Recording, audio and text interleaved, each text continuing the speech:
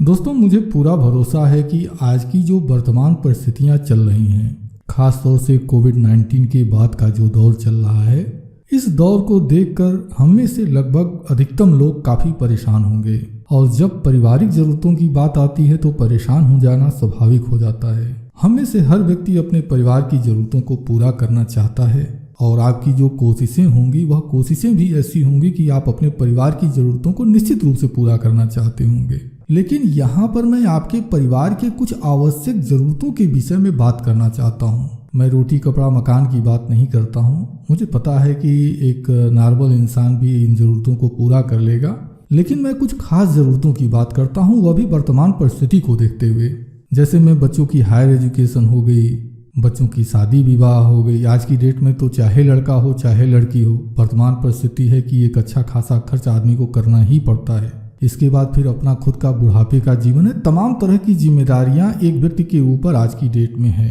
तो यदि आप इन सभी ज़रूरतों को पूरा करना चाहते हैं तो मेरे कुछ सवाल हैं, और यह सवाल हर व्यक्ति को अपने आप से जरूर पूछना चाहिए। यदि आप इन सवालों का उत्तर ढूंढ लेते हैं तो मैं यह दावे के साथ कह सकता हूं कि आपको आपके जीवन में, आपके परिवार को अपने जीवन में समस्याओं का सामना नहीं करना पड़ेगा। क्योंकि मैं एक लंबे अरसे से बीमा व्यवसाय से जुड़ा रहा हूं, लोगों को आर्थिक एडवाइस देना मेरा काम रहा है, और YouTube के जरिए मैं आप जैसे लोगों से भी जुड़ा हूं। तो यह कहीं न कहीं मेरा कर्तव्य भी बनता है कि मैं आपके सामने ऐसे प्रश्न जरूर रखूं जो आपके लिए और आपके परिवार के भविष्य के लिए बहुत ज़रूरी है। मैं तो यही कहूँगा कि अगर आप एक जिम्मेदार पिता हैं, अगर आप एक जिम्मेदार पति हैं, अगर आप एक जिम्मेदार पुत्र हैं, तो निश्चित रूप से आपको इन प्रश्नों के उत्तर खोजने ही चाहिए। मेरा सबसे पहला प्रश्न है, क्या आपके जीवन साथी को आपके हर प्रकार के निवेश की जानकारी है? यह बहुत ज़रूरी है। आप जितने भी प्रकार के निवेश करते हैं, आप जितने भी प्रकार की लेन देन करते हैं, इसकी जानकारी आपके परिवार के सदस्यों को होनी ही चाहिए। मैंने अपने एजेंसी करियर में बहुत सारी घटनाएं ऐसी देखी हुई हैं जब होता क्या है कि व्यक्ति ने अच्छा खासा निवेश किया हुआ है, लेकिन उसकी डेथ हो गई। डेथ हो जाने के बाद जो कि अब अपने नज़र में जो पॉलिसियाँ होती हैं उसकी जानकारी मिल जाती है, लेकिन अब वह जो क्लाइंट होता है कई बार अपने एजेंट से छुपाता है कि यार मैंने दूसरा बीमा किया हुआ है, तो हम अपने एजेंट को नहीं बताएंगे, नहीं तो हमारा एजेंट बुरा मान जाएगा। चलिए भाई, वो बुरा माने न माने एक अलग बात है, लेकिन कम से कम वह जो जानकारी है आपको अपने जीवन साथी को, अपने परिवार के जो दूसरे सदस्य हैं, अपने बच्चों को यह जरूर दे देना चाहिए। या फिर आप अपने माता पिता को दे दीजिए, किसी ऐसे व्यक्ति को दे दीजिए कि कल की डेट में यदि हम नहीं रहते हैं तो उस कंडीशन में भी उस बीमे का जो पैसा है वह रिटर्न हो जाए। मुझे एक घटना याद आ रही है। एक ड्राइवर का मैंने बीमा किया हुआ था और वह ड्राइवर का एक्सीडेंट हो गया और एक्सीडेंट डेथ कर गई। और मुझे लगता है कि यह जो घटना है 2014 या 2015 के नियर अबाउट रही होगी। और उसकी डेथ हो जाने के बाद कंडीशन कुछ ऐसी बनी कि वह जो पॉलिसी उसने किया हुआ था वह पॉलिसी लगभग साल भर से बंद चल रही थी। बीमा कोई बहुत ज़्यादा नहीं था, 2 लाख की पॉलिसी की गई थी, लेकिन उस पॉलिसी का नियम कुछ ऐसा था कि 2 साल पॉलिसी चला लेने के बाद यदि क्लाइंट किसी कारण से अपनी प्रीमियम जमा नहीं भी करता है तो अगले 2 साल तक वह पॉलिसी ऑटोमेटिकली ही रिकवर करेगी। अब उस केस में मुझे डेथ क्लेम का भुगतान दिलाने में बहुत सारी समस्याओं का सामना करना पड़ा।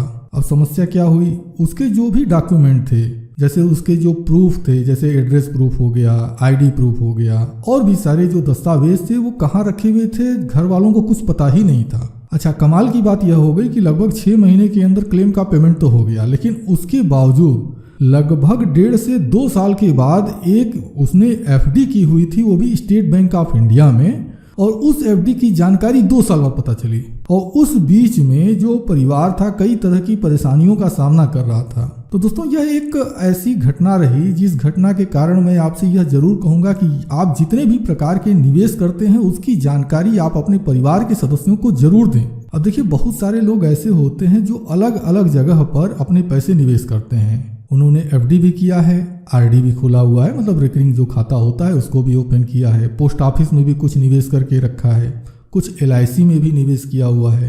अच्छा, जीवन बीमा के मामले में मैंने कई केस ऐसे देखे हुए हैं कि कस्टमर ने एलआईसी में भी बीमा किया है और जो दूसरी बीमा कंपनियां हैं उसमें भी बीमा किया हुआ है।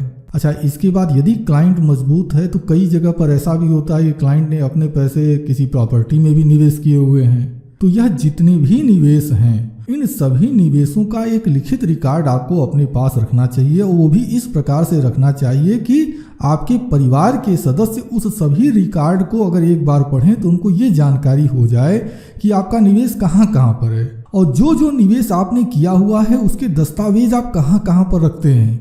यह जानकारी गुप्त जानकारी, लेकिन कम से कम ऐसी जगह तो आप जरूर रखें कि कल की डेट में यदि ईश्वर न करे आपकी उम्र बहुत लंबी हो, सारी जो भी आपके निवेश हैं आप उस निवेश का लाभ उठाएं, उसका फायदा उठाएं, लेकिन यदि कल की डेट में दुर्भाग्य से अगर कहीं कोई घटना हो भी जाती है तो ऐसा तो न हो कि आपने जो निवेश किया हुआ है वह न आपके काम आ रहा है, न आपके परिवार और बच्चों के काम आ रहा है, वह पैसा अन्यत्र ही पड़ा हुआ है।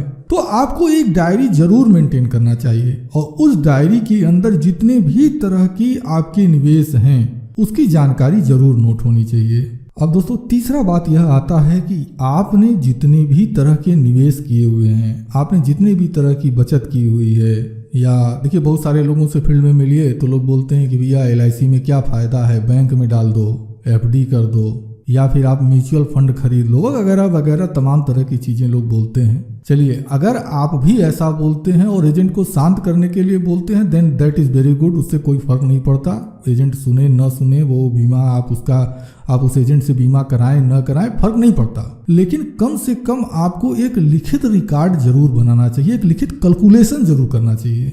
आपके ऊपर जितनी भी रिस्पॉन्सिबिलिटी है, रिस्पॉन्सिबिलिटी मीन्स क्या कि जैसे आज की डेट में अगर आपका बच्चा छोटा है, सपोज दैट कि 2 साल 4 साल 5 साल या 6 साल का है, आने वाले 15 से 16 साल के बाद जब वह बच्चे की हायर एजुकेशन शुरू होगी, लड़का इंजीनियरिंग करेगा, मेडिकल में जाएगा, आर्किटेक्चर की कोर्स करेगा, क्या करेगा, तो उसके खर्च क्या आने वाले हैं ये कंफर्म है। बच्चा यार छोटा है तो आज के 15 साल 20 साल के बाद वो बच्चा बड़ा होगा ही होगा, इसमें कहीं कोई दो राय नहीं है। तो उसके खर्च क्या आएंगे, तो जो खर्च उसके आने वाले हैं वो कंफर्म है, आपको उस खर्च की व्यवस्था करनी पड़ेगी। अगर बच्चे हैं, 2 बच्चे हैं, 3 बच्चे हैं, तो कुल का एजुकेशन जितने भी बच्चे हैं उन सभी के एजुकेशन का खर्च क्या है इसको आपको नोट करना चाहिए।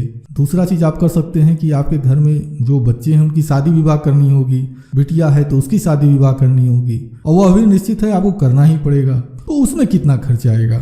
इसके बाद आपकी रिटायरमेंट लाइफ है, रिटायरमेंट लाइफ के लिए कुछ न कुछ फंड आपके पास होना चाहिए जिसके जरिए कि आप कल की डेट में जब रिटायर हो, कमाने की क्षमता न हो तो भी आपकी कुछ न कुछ व्यवस्था चलती रहे, उसमें कितना खर्च आएगा।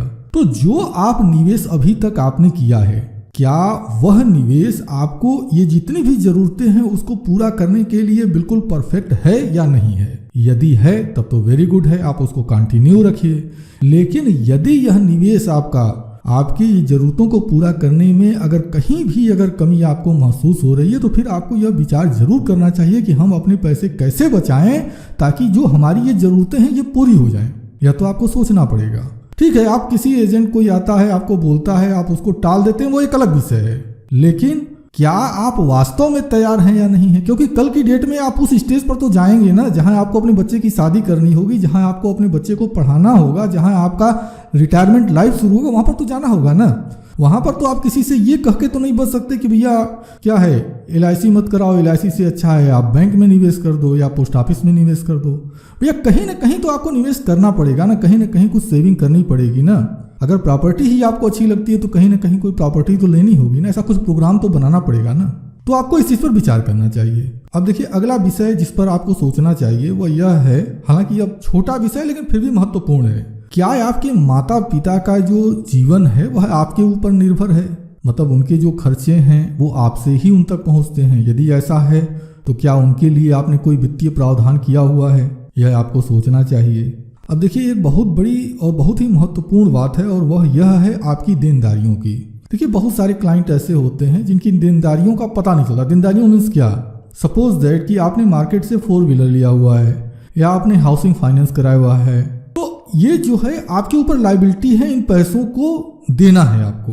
तो ये जितने भी पैसे आपको देने हैं, मतलब आज की डेट में आपके ऊपर जितने की लायबिलिटी है, क्या इसकी जानकारी आपके जीवन साथी को है या नहीं है। दोस्तों यदि नहीं है तो इसका कैलकुलेशन कीजिए और यह जानकारी उनको दीजिए, यह बहुत जरूरी है। क्योंकि देखिए कई ऐसी घटनाएं मैंने फील्ड में देखी हुई हैं जहां पर होता क्या है कि क्लाइंट की जब डेथ हो जाती है उसके बाद जो दूसरे लोग होते हैं वो आके बोलते हैं भैया मेरा भी इतना पैसा बाकी था। तो इस तरह की चीजें बचती हैं जो विवाद का कारण बनती है और इसमें परिवार को बहुत ज्यादा सफर करना पड़ता है। तो इसकी जानकारी आप अपने जीवन साथी को जरूर दीजिए, यह भी बहुत जरूरी है। इसके बाद और सबसे अहम आपको ये कैलकुलेशन करना होगा कि आपके पास आज की डेट में कितने का जीवन बीमा है।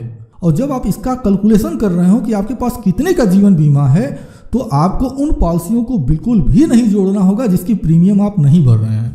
अब कई क्लाइंट होता क्या है कि भैया बीमा कराए, हम 50 ठे पॉलिसी किए हुए हैं, लेकिन चल रही है एक ठे और वो 1 लाख रुपया की। तो आपका जो बीमा है वो सिर्फ 1 लाख रुपया का है, शेष जो पॉलिसी है वो पॉलिसी नहीं है, वो सिर्फ कागज है। तो आपको ये तय करना होगा कि आपका जो जीवन बीमा चल रहा है वो कितने का बीमा चल रहा है। यह बहुत जरूरी है, क्योंकि अगर मान लीजिए आज की डेट में अगर आपके साथ कोई कैजुअलिटी होती है, अगर कोई मिस हैपनिंग होती है, तो जो पॉलिसी आपकी चालू होगी रिस्कवर वही करेगी, उसी का पैसा मिलेगा। शेष पॉलिसी अगर वो पेड अप वैल्यू पा गई है तो मान लीजिए उसका जो सरेंडर वैल्यू वगैरह होगा वो रिटर्न हो जाएगा, वो बात की बात है। तो आपको ये देखना होगा कि आज की डेट में कितनी जीवन बीमा पॉलिसी आपके पास चल रही है और उससे कितने का रिस्कवर चल रहा है। और जब आप जीवन बीमा का कैलकुलेशन कर रहे हो तो आपको ये जरूर सोचना चाहिए कि जितने का बीमा आपका है, मान लीजिए अगर आज की डेट में आपके साथ कोई कैजुअलिटी हो जाती है तो क्या जो बीमे का पैसा LIC से आपको मिलेगा, जो पॉलिसी आज की डेट में चल रही है मैं उसकी बात कर रहा हूँ, उससे जितने का पैसा आपको मिलेगा उससे जो परिवार की जरूरतें वो पूरी हो जाएंगी, बच्चे की एजुकेशन पूरी हो जाएगी, बच्चे की शादी आप आराम से, मतलब आपका जो जीवन साथी है आराम से कर लेगा, उसका बुढ़ापा आराम से बीत जाएगा। क्या इसका प्रावधान जितने का बीमा आपने किया है उससे पूरा हो जाएगा। आपके अगर माता पिता आपके ऊपर निर्भर हैं तो उनकी जो शेष बची हुई लाइफ है वो आराम से बीत जाएगी। ये तो तय करना पड़ेगा, ये तो सोचना पड़ेगा। अच्छा, अगली बात क्या है, अगर आपके ऊपर लाइबिलिटीज है, लाइबिलिटीज मीन्स क्या, आपने होम लोन लिया है, गाड़ी का लोन लिया हुआ है, मार्केट में कुछ बकाया आपका है जिसको कि आपको देना है, तो जो पैसा आपको मिल रहा है, अब यहाँ पर बीमे की ही बात नहीं कर रहा हूँ, आपके जितने भी सोर्स हैं, आपने FD किया हुआ है, आपने पोस्ट ऑफिस में कुछ निवेश किया हुआ है, सारे निवेश को जोड़ लीजिए आज की डेट में। और इसके बाद आप सोचिए कि जो लाइबिलिटीज है, लाइबिलिटीज हमने दे दी, भाई हम नहीं रहेंगे तो ये लाइबिलिटीज हमारे परिवार को देना पड़ेगा। तो हमारी फैमिली इस लाइबिलिटीज को देने के बाद क्या वह अपनी जरूरतों को पूरा कर लेगी?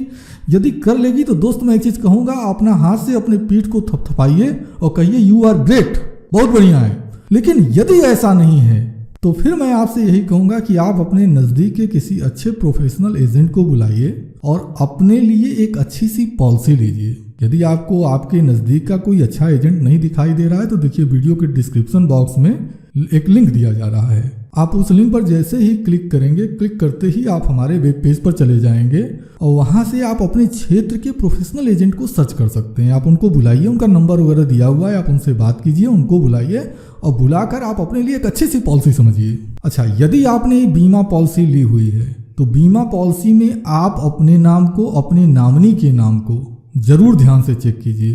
कई बार ऐसा देखा गया है, डेथ क्लेम आ जाता है, जब क्लेम आता है उसके परिवार के मेंबर आते हैं कि भैया हमको पेमेंट दिला दीजिए, पता चलता है कि नॉमिनी की डेथ पहले ही हो चुकी है। अब ये अलग सरदर्द हो जाता है।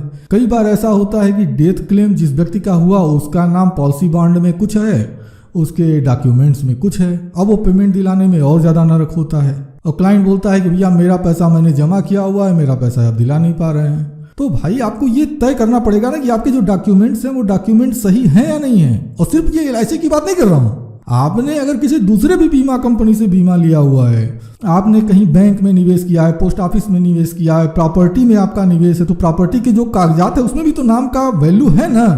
कल की डेट में वो जो आपके फैमिली मेंबर हैं वो ये प्रूव करते बैठे कि आप ही उनके पिता हैं या वो आप ही के वारिस हैं, अगर ये उनको प्रूव करना तो सोचिए कितनी बड़ी समस्या खड़ी हो जाएगी। तो यदि ऐसा कुछ है तो इसमें जरूर सुधार कर लीजिए। देखिए, दिल को चुभने वाली लेकिन बहुत ही महत्वपूर्ण बात मैं आपसे कहूँगा, निश्चित रूप से दिल को चुभेगी। और ये हम LIC जो एजेंट होते हैं ना, बीमा वाले जो एजेंट होते हैं, ये दिन रात बोलते रहते हैं। हमें नहीं फर्क पड़ता कि आपको अच्छा लगेगा बुरा लगेगा। बुरा लगेगा तो भाई आप अधिक से अधिक वीडियो बंद कर देंगे, लेकिन यदि आपको अच्छा लगेगा या अगर आपको मेरी बात समझ में आएगी तो ये निश्चित रूप से आपके हित की बात है, आपके फायदे की बात है और मैं खुलकर बोलूंगा। बोलना यह है कि अगर मान लीजिए आज का दिन आपका आखिरी दिन होता तो जितनी भी चीजें मैंने आपको बताई हैं इन चीजों का क्या होता। बच्चों की पढ़ाई लिखाई हो गई, बच्चों की शादी हो गई, आप अगर नहीं है तो आपका जो जीवन साथी है उसका बुढ़ापा हो गया, आपके माता पिता का फ्यूचर हो गया और आपके जो भी अधूरे काम पड़े हुए उन सभी का क्या होगा। क्या आपके पास इतना निवेश है, आपके पास बैंक में, पोस्ट ऑफिस में या फिर जो आप म्यूचुअल फंड में अब बोलते हैं बहुत सारे लोग बोलते हैं कि प्रॉपर्टी में निवेश किए तो क्या प्रॉपर्टी आपके पास उतनी है ये सारी चीज़ पूरा कर देगी। तो दोस्तों ये चीज़ आपको सोचना पड़ेगा। ये देखिए काम आपका है, परिवार आपका है, बच्चे आपके हैं, इसको मतलब इसका निर्णय तो आप ही को लेना पड़ेगा। मैं सुझाव दे सकता हूँ और मात्र सुझाव ही दे सकता हूँ। आप भारत के किस कोने से देख रहे हैं मुझे नहीं पता है, लेकिन हाँ एक चीज़ मैं कह सकता हूँ कि आपके नज़दीक में ज़रूर कोई ना कोई अच्छा LIC का एजेंट होगा। आप उसको बुलाइए, अपने लिए अच्छी बीमा पॉलिसी समझिए, यह बहुत ज़रूरी है और इसको इग्नोर बिल्कुल मत कीजिए। और यदि आपने अपनी पॉलिसी ली हुई है, अब देखिए होता क्या है ना, कई लोग ऐसे भी मिलते हैं फील्ड में कि यार बीमा तो मैंने किया हुआ है, लेकिन वो एजेंट जो है ना वो मेरी बतिया नहीं सुनता है या बहुत अकड़ के चलता है, लोग बोलते हैं ऐसा। तो हम क्या है उस पॉलिसी को चलाएंगे नहीं क्योंकि मेरी पॉलिसी से उसको कमीशन नहीं मिलना चाहिए। अरे मेरे भाई आपने पॉलिसी जो किया है अपने फ्यूचर के लिए क्या है कि उस एजेंट के लिए किया है। तो अगर आपने अपने फ्यूचर के लिए अपने बच्चों के लिए किया हुआ है तो आप उस पॉलिसी की प्रीमियम जमा कीजिए ना, मत दीजिए उस एजेंट को प्रीमियम, मत दीजिए। आपका कोई काम होता है उससे मत कराइए, आप जाके खुद भी कर सकते हैं। भाई सरकारी व्यवस्थाएं हैं, आप अपना काम खुद कर सकते हैं, छोड़ दीजिए उस एजेंट को। दोस्तों वीडियो के आखिरी में मैं क्षमा चाहूँगा क्योंकि बहुत सारी ऐसी चीज़ें होती हैं हम चाहे न चाहें हमको करना पड़ता है। आपका बच्चा चाहे न चाहे आप उसको ज़बरदस्ती स्कूल भेजेंगे तो भेजेंगे, आप चाहे न चाहें अगर शरीर में अगर कोई रोग हो गया है और वो ऑपरेशन से ठीक होगा तो आप चाहे न चाहें डॉक्टर बोलेगा कि भैया ऑपरेशन करना होगा तभी ये सही होगा। तो आप चाहे न चाहें हम लोगों को ये हमारी मजबूरी है। अगर मुझे आपका इस तरह का हित देना है, देखना है, तो हमें इस तरह का सुझाव आपको देना होगा। लेकिन यदि इसके बावजूद आपका दिल दुखा हो तो मैं हाथ जोड़कर आपका पैर छूकर आपसे माफ़ी मांगता हूँ। मेरा उद्देश्य आपके मन को दुखाना है, आपके दिल को दुखाना बिल्कुल भी नहीं है। मेरा उद्देश्य सिर्फ इतना है कि यदि आप हमसे जुड़े हैं, हमारे YouTube चैनल को देख रहे हैं, तो मेरी वजह से अगर एक सुझाव जो आपके बच्चों के भविष्य को बना दे, आपके परिवार के भविष्य को बना दे, आपके जीवन को खुशहाल बना दे, तो मैं समझूंगा कि मेरा जो परिश्रम है वह सफल हो गया। यदि वीडियो पसंद आई हो, हालांकि मुझे तो लगता है कि शायद तकलीफ ही होगा, कहीं आप लोग ज़्यादा डिसलाइक न करें, खैर ये मैं आपके ऊपर छोड़ता हूँ। यदि पसंद हो तो लाइक कर दीजिए और अपने अनुभव वीडियो के कमेंट सेक्शन में ज़रूर बताइए। अब इसी के साथ मैं अपनी इस वीडियो को समाप्त करता हूँ। आपने कीमती समय दिया, पूरी वीडियो को ध्यान से देखा, इसके लिए मैं आपका दिल से आभारी हूँ। और यदि आप बीमा से संबंधित जानकारियों से भविष्य में अपडेट रहना चाहते हो तो इसके लिए आप हमारे चैनल रितेश LIC एडवाइज़र को सब्सक्राइब कर सकते हैं। और यदि आपने पहले ही सब्सक्राइब कर रखा है तो आपको दिल से बहुत बहुत धन्यवाद। इसी के साथ वीडियो समाप्त करते हैं। आपने वीडियो देखा उसके लिए थैंक यू। अब मिलते हैं अगली वीडियो में।